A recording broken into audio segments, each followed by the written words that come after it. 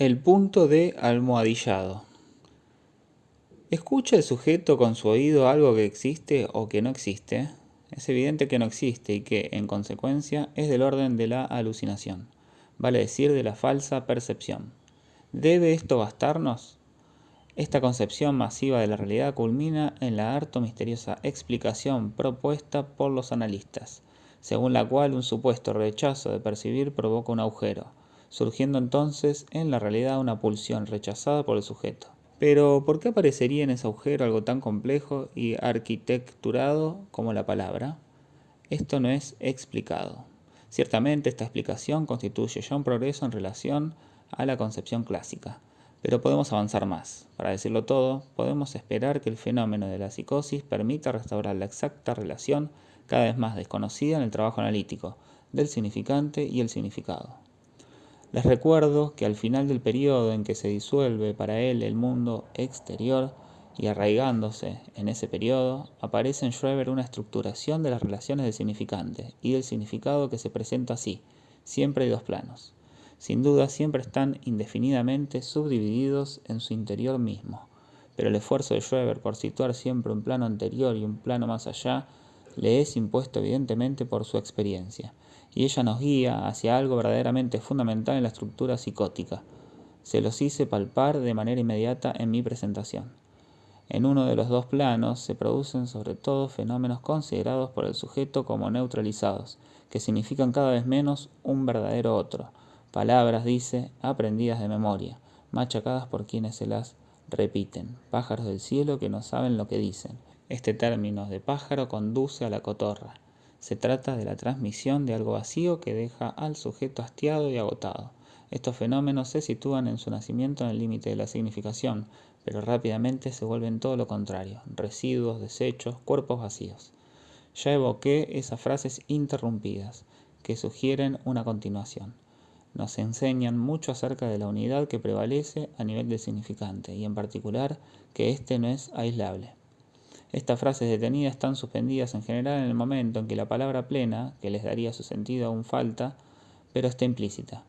Ya mostré más de un ejemplo. El sujeto, por ejemplo, escucha, habla aún, y la frase se detiene. Esto quiere decir: ¿habla aún lenguas extranjeras? La susodicha concepción de las almas, en este diálogo mucho más pleno que los estribillos que las almas intercambian con él sobre el propio sujeto, enseñándole toda una psicología de los pensamientos. Lo que primero se manifiesta al inicio del delirio, como un modo de expresión inefable y sabroso, se aleja, se vuelve enigmático, pasa a los reinos posteriores de Dios, a cuyo nivel se multiplican las voces inoportunas y absurdas. Detrás todavía de esas voces hay ahí otras voces, que se expresan con fórmulas cautivantes. Recordaré una que no es de las menos impactantes. Ahora nos falta el pensamiento principal. También le hablan de la Gesinnung, que puede querer decir convicción o fe. La Gesinnung, explican, es algo que debemos a todo hombre de bien, incluso al más negro pecador, con la reserva de exigencias de purificación inherentes al orden del universo. Se lo debemos en intercambio a título de lo que debe pautar nuestras relaciones con los seres humanos. Se trata efectivamente de la fe, de la buena fe mínima implícita en el reconocimiento del otro. En tal momento de sus alucinaciones llega mucho más lejos aún. Tenemos la muy singular expresión. Es una palabra rara, extremadamente difícil de traducir. Luego de consultar con personas que saben de ello, llegué a la idea de que se trata nada menos que de lo que llamo la palabra de base, la clave, la clavija última, más que la solución. Su connotación es técnica, sería como los cazadores llaman en el arte de cazar a los excrementos que usan como rastros en la caza mayor. El relieve esencial, me parece, es el retroceso o migración del sentido, su escamoteo en un plano que el sujeto se ve llevado a situar como un trasfondo. Dos estilos, dos claves se oponen. Por un lado, la escansión, que juega con las propiedades del significante, con la interrogación implícita que ella supone y que llega hasta la constricción. Por otro, el que por naturaleza se sustrae, se perfila como algo que se sustrae, pero que se plantea al mismo tiempo como un sentido extremadamente pleno, cuya fuga aspira al sujeto hacia lo que sería el núcleo del fenómeno delirante, su ombligo. Saben que ese último término de ombligo es empleado por Freud para designar el punto en que el sentido del sueño parece culminar en un agujero, un nudo, más allá del cual el sueño parece relacionarse verdaderamente con el corazón del ser. Esta descripción no es más que fenomenológica. Intenten sacar el máximo de ella para aquello de que aquí se trata, a saber, encontrar una explicación, un mecanismo. Nos entregamos a un trabajo de análisis científico sobre fenómenos cuyos modos de manifestación no son, a nosotros médicos, practicantes, familiares. La condición de familiaridad es esencial para que no perdamos el sentido de la experiencia analítica. La relación fenoménica de la que hablo se sostiene enteramente en la distinción, una y mil veces subrayada por mí, del significante y del significado. Sin ninguna duda deben terminar diciéndose: a fin de cuentas, ¿acaso no sabemos que, en las significaciones que orientan la experiencia analítica, ese significante está dado por el cuerpo propios? Inversamente, cuando habla de ese significante, de que tal elemento se encuentra ausente, ¿no coloca por una de esas vueltas de prestidigitación, cuyo secreto tiene la significación en la cumbre del significante? ¿Es siempre un juego de prestidigitación de un registro al otro según las necesidades de la demostración? Pues bien, acepto fácilmente que hay, en efecto, algo de este orden, y eso es precisamente lo que quisiera explicarles hoy. El problema es hacerles ver de modo viviente eso de lo que deben de todos modos tener una intuición global, y que mostré el año pasado, a propósito de determinado fenómeno de la neurosis, mediante un juego de letras que algunos retuvieron, y este año a propósito de la psicosis. Las significaciones elementales que llamamos deseo o sentimiento o afectividad, esas fluctuaciones, esas sombras, incluso esas resonancias, tienen cierta dinámica que solo se explica en el plano del significante en tanto éste es estructurante.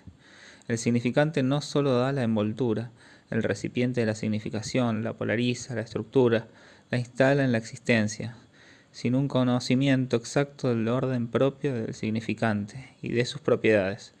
Es imposible comprender cualquier cosa, no digo de la psicología, en cierta manera basta limitarla, sino ciertamente de la experiencia psicoanalítica.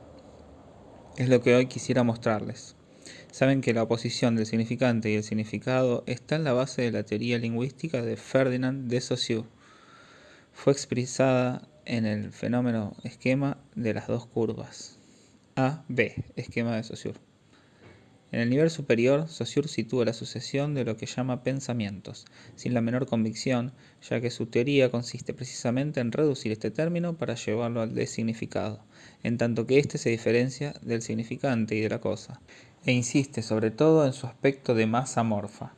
Por nuestra parte, lo llamaremos provisoriamente la masa sentimental de la corriente del discurso, masa confusa donde aparecen unidades, islotes, una imagen, un objeto, un sentimiento, un grito, un llamado.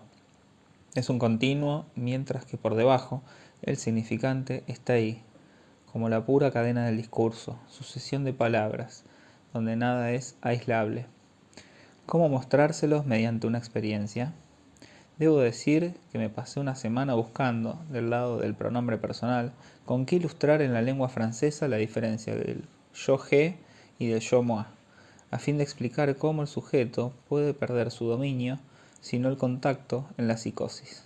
Tratándose de la persona del sujeto y su funcionamiento, uno empero no puede detenerse en esta encarnación pronominal. Se trata de la estructura en cuanto tal del término, al menos en nuestras lenguas. Digo esto tan solo para asegurar los pasos que hoy quiero hacerles dar.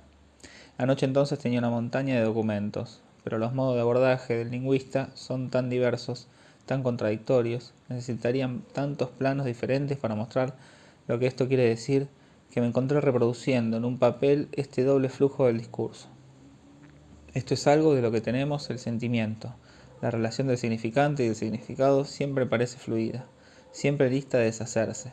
El analista sabe más que cualquier otro lo que esta dimensión tiene de inasible y hasta qué punto él mismo puede dudar antes de lanzarse en ella. Aquí hay que dar un paso adelante, para dar a lo que está en juego un sentido verdaderamente utilizable en nuestra experiencia. Saussure intenta definir una correspondencia entre ambos flujos, correspondencia que los segmentaría.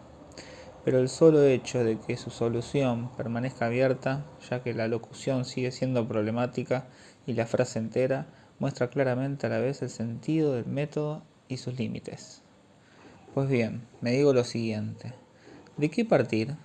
Y me pongo a buscar una frase, un poquito al estilo de ese pseudo Shakespeare, en un bache de la inspiración, quien se paseaba de un lado al otro repitiendo to be or not to be, to be or not, suspendido hasta que encuentra la continuación retomando el comienzo, to be or not to be. Comienzo por un sí, y como no soy anglófono, sino de lengua francesa, lo que me surge después es sí, vengo a su templo a adorar al Eterno. Esto quiere decir que el significante no es aislable. Es muy fácil palparlo de inmediato. Detengan eso en sí. ¿Por qué no? Si tienen un oído verdaderamente parecido a una máquina, a cada instante el despliegue de la frase seguirá un sentido sí. Tiene un sentido que incluso hace quizás el alcance mismo del texto. Todo el mundo se pregunta por qué el telón se levanta sobre ese sí, vengo, y se dice es la conversación que continúa. Es en primer término porque eso tiene sentido. El sí inaugural, claro que tiene un sentido, ligado a una especie de ambigüedad que conserva la palabra sí en francés. No es necesario estar con una mujer mundana para percatarse que si a veces quiere decir no y no, a veces quizás, el sí es tardío en francés. Aparece después del sí, después del la, que encontramos gentilmente en nuestra época en el DAC. Por el hecho de que viene de algo que quiere decir que bien está. Eso, el sí es en general una confirmación y por lo menos una concesión. A menudo un sí, pero está bien en estilo. Sí, vengo a su templo. No olviden cuál es el personaje que ahí se presenta empujándose un poquito. El llamado Abner. Se trata de un oficial de la reina, la llamada Atalía, que da su título a la historia y que domina suficientemente todo lo que ocurre en ella como para ser su personaje principal. Cuando uno de sus soldados comienza diciendo sí, vengo a su templo, para nada se sabe hacia dónde se encaminará todo eso. Eso puede terminar también con cualquier cosa. Vengo a su templo, a detener al gran sacerdote, por ejemplo. Es verdaderamente necesario que esté terminado para que se sepa de qué se trata. La frase solo existe terminada y su sentido le llega a precup. Es necesario que hayamos llegado totalmente al final, para decir del lado de ese famoso eterno. Estamos ahí en el orden de los significantes y espero haberles hecho sentir qué es la continuidad del significante. Una unidad significante supone cierto lazo enlazado que sitúa en ella los diferentes elementos. Sobre esto me había detenido un momento, pero este pequeño esbozo tiene un interés mucho mayor. Me hizo percatarme de que toda la escena es una bella ocasión de hacerle sentir ante qué se detienen los psicólogos, porque su función es comprender algo sobre lo que no comprenden nada, y hasta los lingüistas no pasan más allá, a pesar del método maravilloso que tienen entre manos. Nosotros iremos un poco más lejos. Retomemos la escena. ¿Quién está ahí escuchando al llamado Abner? Joad, el gran sacerdote, que está maquinando el pequeño complot que culminará en el ascenso al trono de su hijo, al que salvó de la masacre a la edad de 2 años y medio, y al que educó en un profundo retiro. Imaginen con qué sentimiento se escucha esta declaración del oficial. Sí, vengo a su templo a adorar al Eterno. El viejo puede perfectamente decirse en eco. ¿Qué viene entonces a hacer aquí? El tema continúa. Sí, vengo a su templo a adorar al Eterno. Vengo, según el uso antiguo y solemne, a celebrar la famosa jornada, en que en el monte Sinaí la ley no fue dada. En resumen, se charla, y luego de haber sido dejado en suspenso el Eterno, no se hablará nunca más de él hasta el final de la pieza. Se evocan recuerdos, eran los buenos tiempos, en multitud del pueblo santo inundaba los pórticos, pero en fin, las cosas han cambiado mucho. Adoradores celosos apenas unos pocos. Ahí comenzamos a entender de qué se trata. Adoradores celosos apenas unos pocos. Ese es un tipo que piensa que es hora de unirse a la resistencia. Estamos allí en el plano de la significación. mientras el significante sigue su caminito. Adoradores celosos indica de qué se trata, y el oído del gran sacerdote no deja. Imaginamos claramente de recoger al pasar este celo. Celo viene del griego y quiere decir algo así como emulación, rivalidad, imitación, porque este juego solo se gana haciendo lo que conviene, al ponerse el semblante de los otros. Al final del primer discurso, la intención despunta. Tiemblo porque Atalía, para no ocultaros nada, haciéndolos arrancar a vos mismo del altar, no logré en fin sobre vos venganzas funestas, y de un respeto forzado despojé los restos. Ahí vemos surgir una palabra que tiene mucha importancia, tiemblo. Es etimológicamente la misma palabra que temer, y el temor va a aparecer. Hay ahí algo que muestra la agudeza significativa del discurso, que introduce una indicación de doble sentido. Nos ubicamos aquí a nivel del registro superior, a saber de lo que Saussure llama la masa amorfa de los pensamientos. Ella es quizá amorfa en sí, pero no es simplemente eso, porque es necesario que el otro la adivine. Abner está allí, en efecto, celoso sin duda, pero cuando enseguida el gran sacerdote lo apriete un poco y le diga basta de tantas historias, ¿de qué se trata? ¿En qué se reconoce a los que son otra cosa que celosos? Vamos a percatarnos de cuántas cosas son embarazosas. Desde hace mucho Dios no da pruebas de su potencia, mientras que las da a Talía y los suyos. Se ha manifestado siempre triunfante hasta el momento. De suerte que cuando evoca esa doble amenaza no sabemos muy bien a dónde quiere llegar. Es de doble filo. Es tanto una advertencia como un buen consejo, un consejo prudente, incluso lo que se llama sabiduría. El otro tiene respuestas mucho más breves, tiene sus razones para ello y fundamentalmente, que es el más fuerte, tiene el triunfo dominante. Si puede decirse, ¿de dónde le sale hoy? Responde sencillamente ese negro presentimiento, y el significante pega perfectamente con el significado, pero pueden constatar que no entrega nada, no hace sino responder, remitir al sujeto a una pregunta acerca del sentido de lo que tiene que decir. Al respecto, nuevo desarrollo de Abner, quien comienza, mi Dios, a entrar un poco más dentro del juego significativo. Es un cóctel de adulaciones. ¿Piensa usted ser santo y justo impunemente? Y de soplonería, que consiste en relatar que hay un cierto Natán que es de todos modos innominable. No avanza demasiado en la denuncia de la soberbia Talía, que de todos modos sigue siendo su reina. El chivo emisario está ahí muy convenientemente como para seguir siendo el cebo. No sabemos todavía a dónde quiere llegar, salvo que, creedme, cuanto más pienso en ello, menos dudo, que sobre vos su furia está dispuesta a estallar. Esto muestra claramente el carácter móvil de los personajes. Menos duda, esa duda no es una almohada tan desagradable, pero no es todavía exactamente el momento de reposar. La observaba ayer. Estamos ahora en el plano del oficial de informaciones, y veía sus ojos lanzar sobre el santo lugar miradas furiosas. Quisiera hacerles observar que a pesar de todos los buenos procedimientos que Abner da en prenda en el curso del intercambio, si nos quedamos en el plano de la significación, nada habría ocurrido. En ese plano todo puede resumirse en algunos esbozos. Cada uno sabe un poquito más de lo que está dispuesto a afirmar. El que más sabe es Joad. Pero para ir al encuentro de lo que el otro pretende saber, solo hace una alusión al hecho de que hay gato encerrado. Dicho de otro modo, un Eliatzin en el santuario. Pero tienen el sentimiento cautivante del modo precipitado con que el susodicho Abner le salta encima. Ella se equivocó, dice más tarde, vale decir, falló ella en una parte de la masacre. ¿Y si quedase alguien de esa famosa familia de David? Esta oferta muestra suficientemente que Abner va ahí atraído por la carne fresca, pero al final del diálogo no sabe más ni menos que al principio, y esta escena podría resumirse en su plenitud significativa en lo siguiente. Vengo a la fiesta de Dios. Muy bien, dice el otro, entra en la procesión y no hables en las filas. Pero esto solo es así con una única condición, que se percaten ustedes del papel del significante. Si se percatan, verán que hay cierto número de palabras claves subyacentes al discurso de los dos personajes, y que en parte se recubren.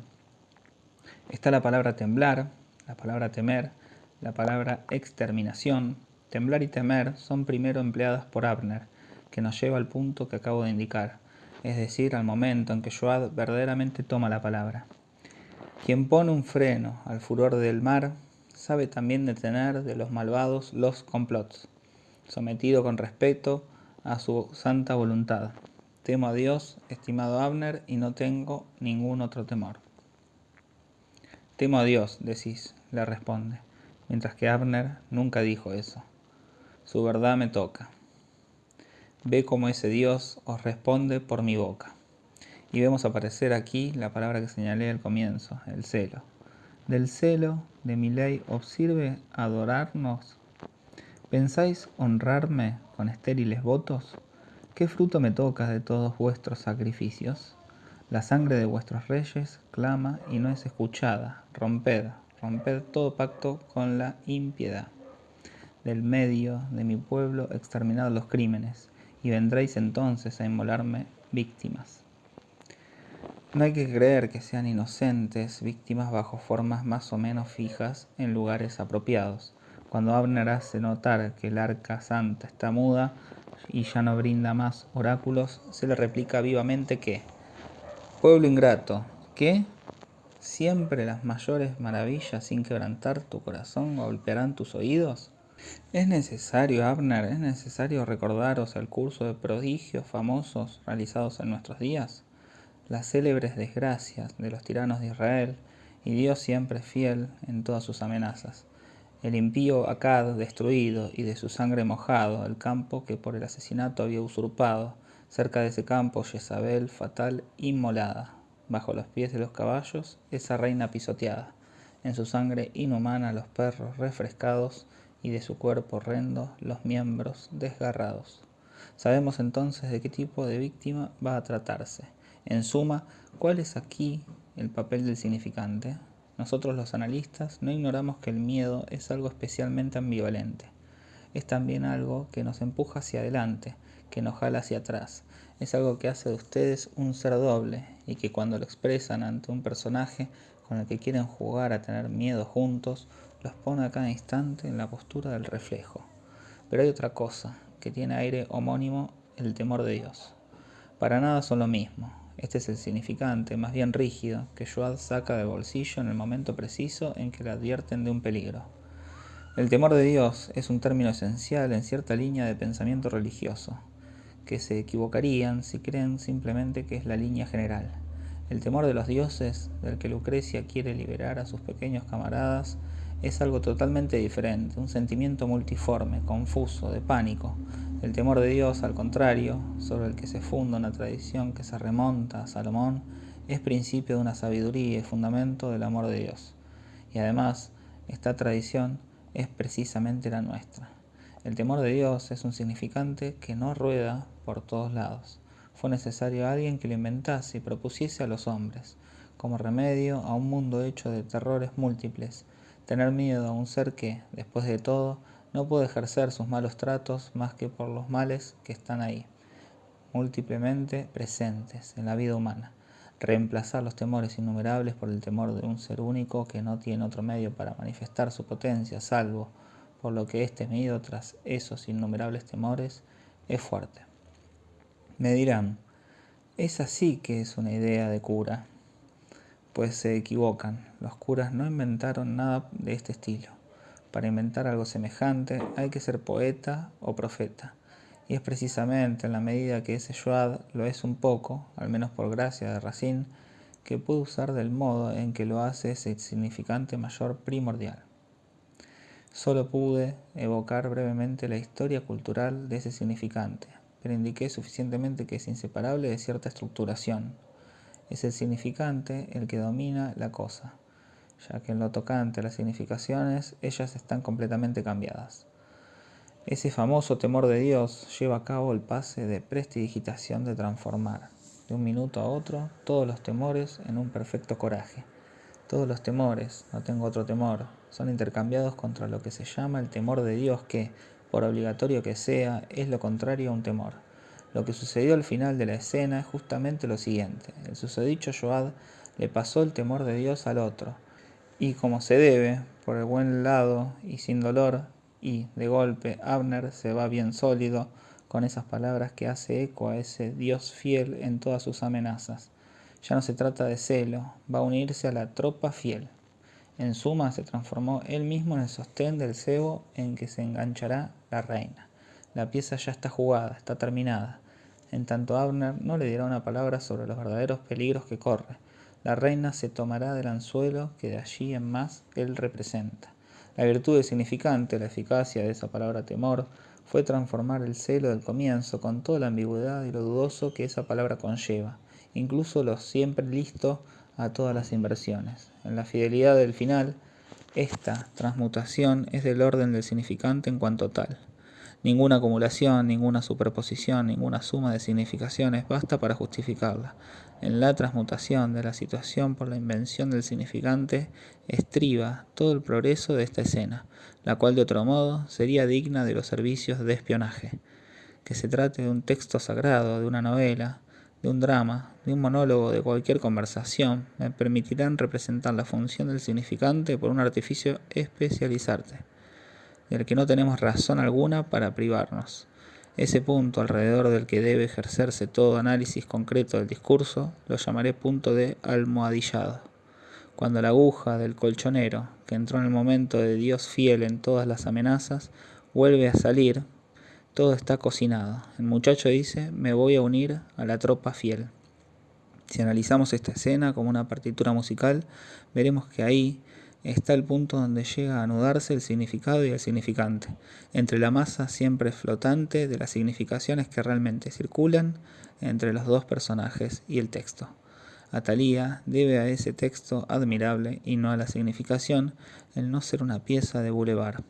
El punto de almohadillado es la palabra temor, con todas sus connotaciones transignificativas. Alrededor de ese significante todo se irradia y se organiza, cual si fuesen pequeñas líneas de fuerza formadas en la superficie de una trampa por el punto de almohadillado. Es el punto de convergencia que permite situar retroactivamente y prospectivamente todo lo que sucede en ese discurso. El esquema del punto de almohadillado es esencial en la experiencia humana. ¿Por qué ese esquema mínimo de la experiencia humana que Freud nos dio en el complejo de Edipo conserva para nosotros su valor irreductible y sin embargo enigmático? ¿Y por qué este privilegio del complejo de Edipo? ¿Por qué quiere siempre Freud con tanta insistencia encontrarlo por doquier? ¿Por qué es ese un nudo que le parece tan esencial que no puede abandonarlo en la más mínima observación particular? Porque la noción del Padre, muy cercana a la del temor de Dios, le da el elemento más sensible de la experiencia de lo que llamé el punto de almohadillado entre el significante y el significado. Quizá me tomé demasiado tiempo para explicar esto, pero creo no obstante que esto ilustra y les permite captar cómo puede suceder en la experiencia psicótica que el significante y el significado se presenten en forma completamente dividida. Puede creerse que en una psicosis todo está en el significante, todo parece estar ahí. El presidente Schreber parece comprender perfectamente bien qué es ese ser ensartado por el profesor Flechig y otros que lo sustituyen. Lo fastidioso es justamente que lo dice, y de la manera más clara. ¿Por qué a partir de entonces esto provocará, como se nos explica, trastornos tan profundos en su economía libidinal? No, hay que abordar lo que sucede en la psicosis en otro registro. No conozco la cuenta, pero no es imposible que se llegue a determinar el número mínimo de puntos de ligazón fundamentales necesarios entre significante y significado para que un ser humano sea llamado normal, y que, cuando no están establecidos o cuando se aflojan, hacen el psicótico. Lo que propongo es aún más burdo, pero es el punto a partir del que podremos la vez que viene examinar el papel de la personización del sujeto, a saber, el modo en que en francés se diferencian je, yo y moi, yo. Obviamente ninguna lengua particular tiene privilegios en el orden de los significantes. Los recursos de cada una son extremadamente diferentes y siempre limitados, pero también cualquiera de ellas cubre todo el campo de las significaciones. ¿Dónde en el significante está la persona? ¿Cómo se mantiene en pie un discurso? ¿Hasta qué punto un discurso que parece personal puede, nada menos que en el plano del significante, llevar huellas suficientes de impersonalización como para que el sujeto no lo reconozca como suyo? No digo que este sea el resorte del mecanismo de la psicosis, digo que el mecanismo de la psicosis se manifiesta en ello. Antes de ceñir este mecanismo, es necesario que nos ejercitemos en reconocer en los diferentes pisos del fenómeno en qué punto se ha salteado el almohadillado. Un catálogo completo de esos puntos permitirá encontrar correlaciones sorprendentes y percatarnos de que el sujeto no se despersonaliza en su discurso de cualquier manera. Hay al respecto una experiencia al alcance de nuestra mano. Clérambault se percató de ello. Hace alusión en algún lado a lo que sucede cuando de golpe nos sorprende la evocación afectiva de un acontecimiento de nuestro pasado difícil de soportar.